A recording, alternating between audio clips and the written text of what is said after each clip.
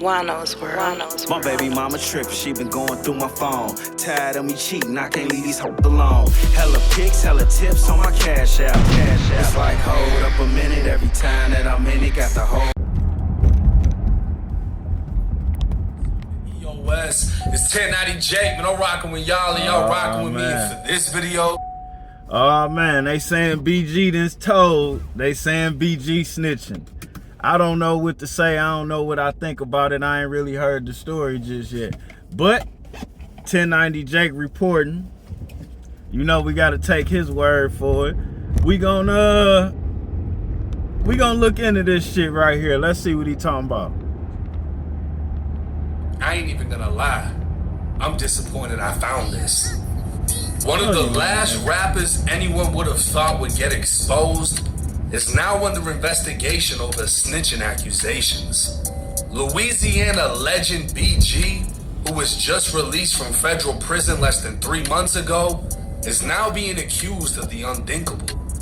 Serving 11 of his 14-year sentence, BG has been a staple for gangster rappers holding it down and taking their time to the chin.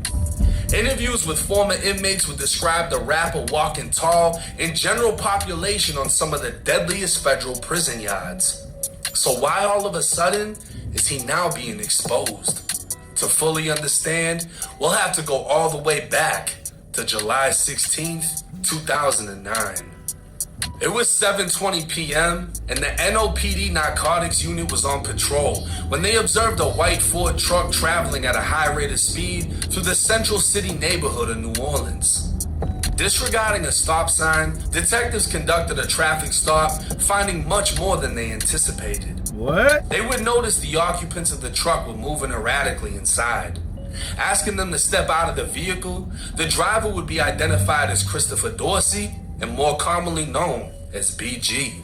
The front passenger would be identified as Darian Blunt and the back passenger as Kentrell Washington. As Kentrell stepped out of the back of the truck, a detective could observe in plain view a plastic bag appearing to contain marijuana. The bag was partially covered by a t-shirt on the back passenger seat.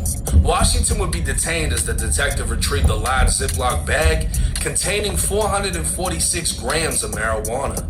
Stepping away from the truck, the detective then observed a black barrel protruding from underneath the driver's seat. Immediately upon seeing the officer retrieve the 9mm Beretta 92 FS, Kentrell Washington would state, "That gun and weed is mine." Washington was a convicted... Okay, I gotta stop it right here. I gotta stop it right here. Right here is where I gotta stop it. And why I gotta stop it right here is I can't understand why you would be riding in a car, a stolen car, as a felon with firearms on you, driving erratically,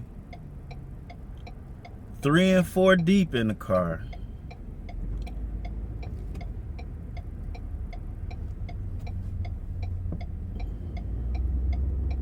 I don't get it. I don't get it. I don't get what you thinking. And this, before we even get to snitching, that's putting yourself in a lot of trouble. That's a whole lot of not caring about yourself or the laws of the land before somebody even snitches on you. And then why is BG riding around in a stolen car? What the fuck is going on? Like, this is, and then people call that thug in the street nigga and shit. That shit ain't gangster. Ain't no way. Never mind. I'll give my synopsis at the end. Felon was then arrested and taken to the 6th District Police Station for booking. He'd again informed NOPD officers, as well as a federal ATF agent named Special Agent Dorick, that the handgun was his and that he had in fact obtained the gun from his girlfriend Trina Jones, who brought him the gun from Houston and New Orleans a month prior. Agent Dorick took possession of the handgun and marijuana while taking custody of Washington and federally arresting him. In addition, both BG and Blunt would testify that BG was driving, Blunt was the front passenger, and Kentrell was in the back. BG and Blunt would testify they were unaware there was a firearm in the vehicle, and they would both confirm the firearm was Washington's, that Washington admitted to officers the firearm was his, and that he obtained the firearm from his girlfriend. Washington would be charged the following day on one count of being a felon in possession of a firearm. November 3rd, 2009. Only 3 months after Washington would be arrested, BG would find himself in the back seat of a Chevy Tahoe that was pulled over. Gerard Fedderson, also known as Fetty, was driving with Damon Pollard in the front passenger. Officers... Hold on here. Are you telling me that back to back, BG got caught riding around like this, 3 and 4 deep? Okay, that was a discrepancy I had within the story. What the fuck is going on? Like, as much as I like his raps, and you know, Cash Money is the Army, better yet the Navy, all that, this is a lot of stupidity. And this is what a lot of these motherfuckers who y'all be calling street niggas be doing. And that's why I had to retire. You know what I'm saying? I was in the streets heavy, hard, long, and strong. But I wasn't walking around being stupid all day long. Oh, no, sir. No, sir, Bob. What the fuck? Fuck if he's snitching. He should be getting ridiculed for doing all this stupid shit. This is a lot of stupid shit right here, man. Anyway. Observed the butt of a gun under the center console of the Tahoe before asking if there was any firearms in the vehicle. All 3 men said no. Removing the men, officers recovered a 9mm Ruger P89, a Stoger 40 cal, and an FN 57. All 3 guns were equipped with extended magazines. Further investigation would reveal the Chevy Tahoe they were riding in was stolen, and one of the firearms was also... Another stolen car, BG? Another stolen car, man! Stolen. A New Orleans PD sergeant would arrive on scene when Pollard said, "The weapons are for us because they tried to jack my boy out of his jewelry," referring to BG. Pollard also stated the drugs in the car were his, as officers recovered pills inside of a Tylenol bottle. Officers spoke with Fetty, who stated he got the car earlier that day from a guy who was Charles. All 3 men would be placed under arrest. ATF agents would review phone calls made by Fetty in jail. The day after they were arrested, Fetty called his grandmother, who placed him on a 3-way with his girlfriend. On the recorded jail call that issues a warning saying the call is recorded, Fetty would tell her he, BG, and Pollard were at a daiquiri shop when they saw the police. Fetty said he forgot about the guns when he jumped in the truck, and when police got behind him, he closed the stash spot. Fetty said, "I keep a gun. I would rather be living than dead." He'd say he needs to talk to BG because the police... Dog, you can't make this shit up. You can't... Oh, man. It used to be a show called America's Dumbest Criminals, right? These niggas would have been on that show. I'm sorry. I can't even get to the snitching.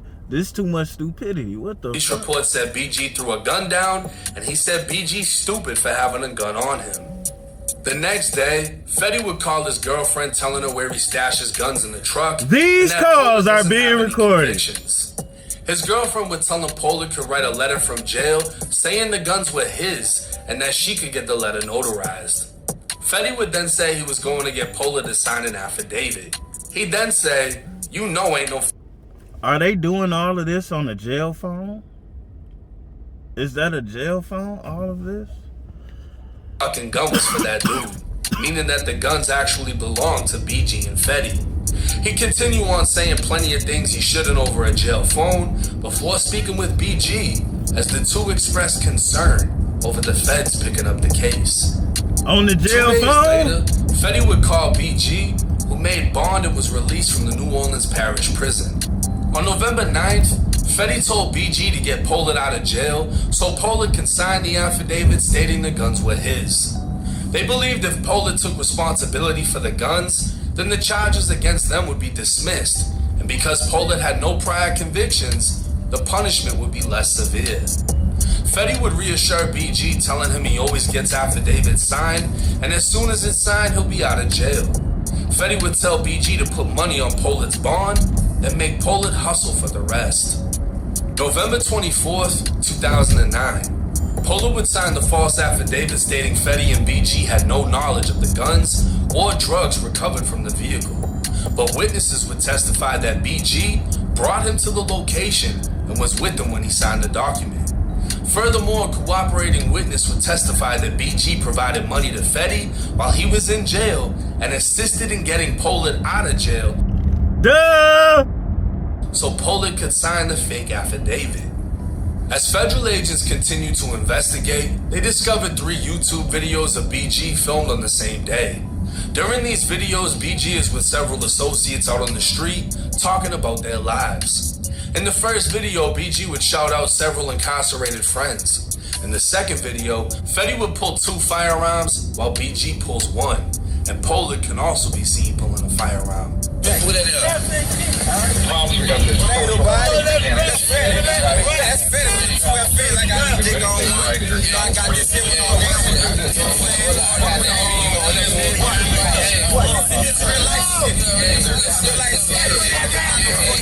In the third video, BG, Fetty, and their group are still on the same corner when they start to rap about not cooperating with police and not snitching. Fetty then appears with a bandana over his face and 2 firearms, while BG can again be seen with a firearm. BG would be indicted by the feds in April of 2011 on 2 counts of felon in possession of a firearm. 1 count for the gun in the YouTube video, and another for the 3 guns in the vehicle. He'd also be hit with a 3rd count of tampering with the witness for getting Pollard to sign the fake affidavit. In August of 2012, BG would be sentenced to 168 months or 14 years in federal prison. Now, at no point within BG's sentencing transcripts would he receive any point reduction for cooperation, and at no point was there a 5K1 in his case showing cooperation. Okay. So when the actual case BG went to prison for, he never cooperated and received a hefty sentence. But BG isn't accused of actually snitching in the case he went to prison for. BG is accused of testifying in the first arrest. Back when Kentrell Washington took responsibility for the gun and the weed, saying they were his and he got the gun from his girlfriend, BG and the 3rd man would repeat exactly what Kentrell already told the officers.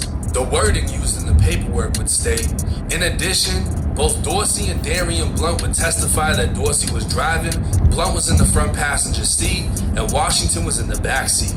Both individuals would testify that they were unaware there was a firearm in the vehicle, and they would both confirm that the firearm was Washington's, that Washington admitted to officers the firearm was his, and that he had obtained the firearm from his girlfriend. Many have become confused on the wording of this paragraph, specifically would testify. They compared this case to Gunner, in which Gunner received a plea deal and agreed to testify if called upon, but this isn't the same for BG. Kentrell Washington never went to trial, leading many to assume BG never testified. But they would also be wrong. Within Washington's preceding transcripts, specifically page 3, his public defender Jocelyn would state, "Now Mr. Washington was the one who was charged. I think the government could clear it up more, but I believe BG was given subpoenas to appear for the grand jury in connection with this proceeding. I do not know if he was actually called to testify, but I do believe he received 2 subpoenas to come to court." The U.S. attorney, or federal prosecutor Mr. Vitas, would state, both passengers that were in the vehicle were put before the grand jury. This would confirm both BG and Darian Blunt went before a grand jury. Now, a grand jury is a private proceeding used to determine if enough evidence exists to bring charges against the suspect. With 16 to 23 grand jurors present, the prosecutor will introduce evidence or call on witnesses through subpoenas to testify. After all evidence and testimony has been heard, the grand jurors will decide whether or not to indict the suspect. In this case, BG and Darian would testify the gun belonged to Washington, and the grand jury would choose to indict Washington for being a felon in possession of a firearm. But this is where the case gets tricky. BG's very own state lawyer, Frank DeSalvo, would be representing Kentrell Washington in his Fed case. Right. According to Washington, BG's lawyer promised he'd receive 1 to 2 years at most in prison. He'd plead guilty, then withdraw his guilty plea after learning he was actually facing 6.5 to 8 years. Firing his lawyer, Washington would point out how his lawyer was also BG's, and 4 months after Washington was arrested, BG would be arrested in another case where BG tried to pay someone to take the fall. It would seem Washington was finessed, promised by BG's lawyer he'd... Man, I don't think BG a snitch for that. I mean, that's pretty much how it work in some people cruise. That's pretty much how it work in some people cruise. You get that little 100,000, they lawyer negotiate the best plea for you, and shit, that's what it is. That's what it is. But for this nigga to ride around and try to pull the same shit later, after he seen it ain't worked the first time, that's the most stupidity in my book. But I get it. Shit like that go down in all walks of life, especially in the streets. It does happen, especially in the streets. But whatever. Received minimal time, and he was willing to take the rap for the gun. It would also seem Washington, BG, and Blunt all planned on Washington being the fall guy.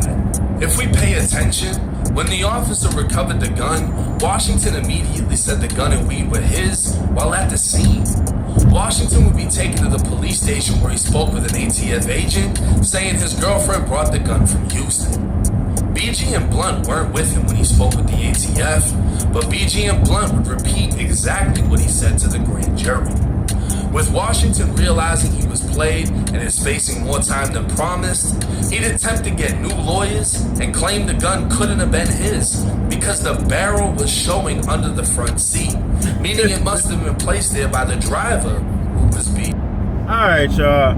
I don't think we need to watch no more of that. Like, bottom line,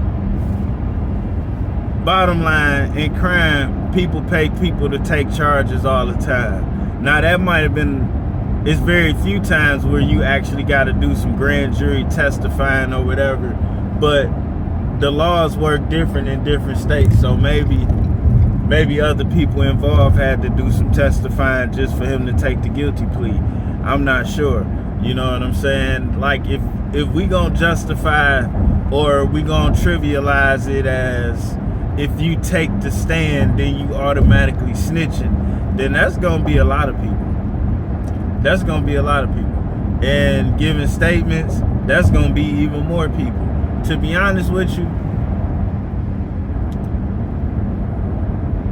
it could be black and white,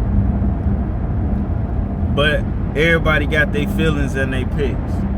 Now, me personally, somebody taking the charge or whatever, if you can get somebody to do it, I guess why not? And then not only that, we don't know what BG said in them grand jury statements. You know what I'm saying? They don't let that type of information out. They don't let if he did testify in the grand jury. So like, is he a snitch? I wouldn't exactly say that. That ain't a title you just throw on somebody. You know what I'm saying? Would he be a snake for getting people telling the dude he was gonna get 2 years when he knew damn well he was looking at 6? Yeah, that's different. You know, he would be a snake for that. He would be wrong for that. He would be foul for that. But to call him a snitch, based on what I'm hearing so far, I don't think that's a fair tag. But hey, what can I say? What do I know? You know, I'm retired from this street shit. I got car seats in the back. You know what I'm saying? That's how I'm living right now. Would I put myself in that type of situation? Hell no. I ride solo with legal guns and shit like that. Like, all that, to be honest with you, all of that shit is unnecessary because BG have been getting money for a long time. You know what I'm saying? It wouldn't have been nothing for him to have been riding legal from the beginning. But if you don't see it, you don't know it. You know what I'm saying?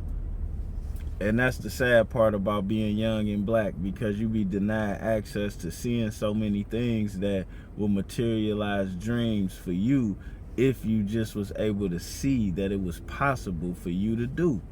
You know what I'm saying? And on that note, Merry Christmas to y'all. I don't know why they dropping videos like this on Christmas Day, but these motherfuckers is working hard. God damn it, they working hard. Anyway, we out.